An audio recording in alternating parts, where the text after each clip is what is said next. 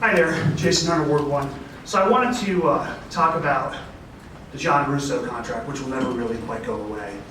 And I wanted to show this contract here. This is the signature page of the contract, where it has a blank space there towards it underneath employer, where there's supposed to be the mayor's signature, and it's just been eliminated. Go to the next page, please.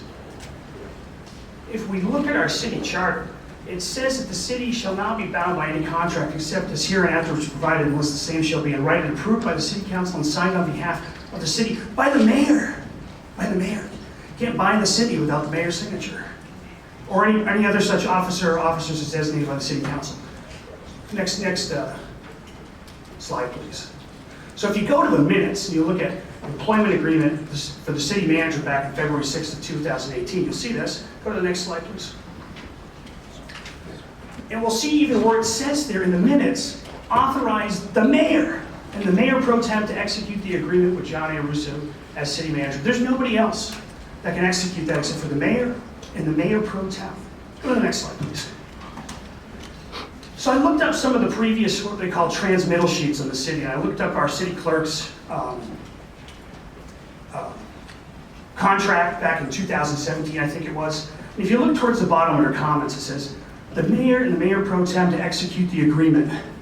Go to the next slide, please. If you look at Gary Geuss's contract in December of 2017, you see the mayor and the mayor pro tem to execute the agreement. Okay, pretty simple, it's pretty standard. Next slide, please. Then I go to John Russo's contract. And the weird thing is, I see two stamps on that transmittal sheet. You see that the contract was brought before you guys February 6th. And it was Gary Geuss who prepared this document, it looks like. And you've got a stamp of February 7th, the day after the whole contract debacle here on February 6th.